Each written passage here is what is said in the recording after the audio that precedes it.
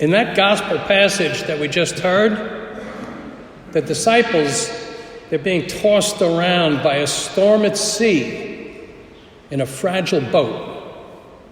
And they are at their wits' end. They're exhausted, and they're terrified by this storm. A storm at sea is possibly the worst event that a fishing craft can experience.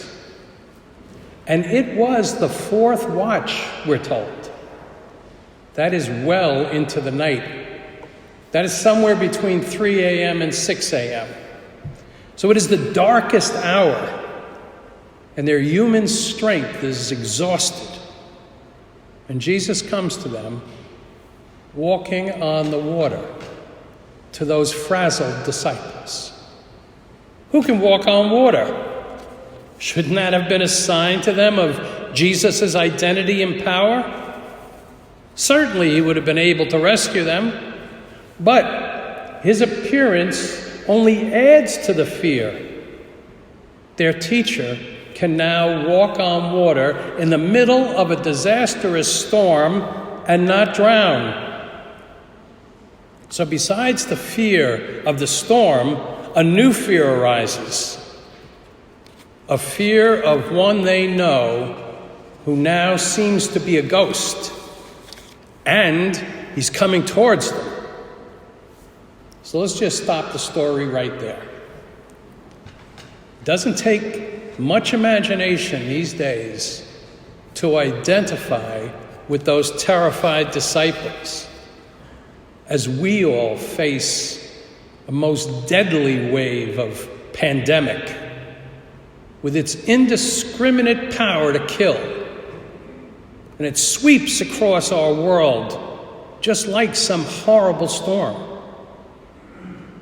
Do we feel like those disciples, victims in its clutches? And like them, do we look into the midst of this raging storm and wonder that maybe Jesus is a ghost? Maybe he is a product of our fear-driven imagination. It is one thing to have faith and come to worship regularly when life is moving along with its usual ups and downs. But when a storm is so violent and mindless and life-threatening, well, that requires another level of faith. And I call this nevertheless faith. In the face of overwhelming and frightening forces, we don't close our eyes. We don't stand there and just hope that someday this will all just go away. No, we acknowledge the reality of its threat and its test on our faith. And even though the forces are lined up against us and they seem insurmountable, we as Christians profess, nevertheless, I believe that the Lord is with me. This gospel story, it reaffirms my faith, because I don't believe that Jesus is sitting above all this turmoil and that he's looking down from heaven and shedding a tear of sympathy for our terrifying struggles. No. You know what? Jesus is standing right here with all those doctors and nurses and EMTs and hospital staff who are daily risking their lives for us. And Jesus is standing right here with all those clerks and wait staff and laborers who for minimum wage are seeing that I have food and supplies.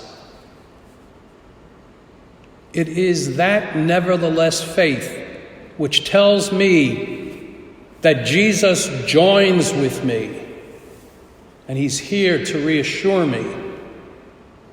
Did you notice that during that storm, and even though it didn't die down when Peter got out of the boat to walk towards Jesus, The storm still continues.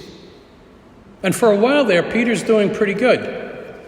But as soon as he takes his eyes off Jesus and he shifts his focus back onto the storm, that's when he begins to sink. Some biblical stories stir up memories of specific times and places for me. That often happens. And today's gospel is one of those. Is there anybody here who has ever experienced the ferocity of a storm at sea? I bet all of you have. Family tragedy, that's a storm at sea. Personal financial disaster, that's a storm at sea. 9/11, that was a big storm at sea. You don't have to be a biblical scholar to get the story of the disciples in a storm. We get it because it speaks to the hard reality of our own lives. We have hope, and we look forward to a time when this pandemic is over. And we pray that our faith in Jesus' presence with us will stay firm. But even when this storm passes, we know, because life has taught us, we know that there will be more storms at sea. And if we are personally at the Eucharist like we are today, or watching Mass on TV, or meditating on daily readings and praying, we ask for a strong faith to keep our eyes focused on Jesus, and for the faith that will enable us to walk on these troubled waters. We also ask him to calm the storms of fear and doubt and desperation. And then, despite all the turmoils, when we have experienced that strong, nevertheless faith, that's when we all can say with one voice, joining the disciples and saying, truly, you are the Son of God.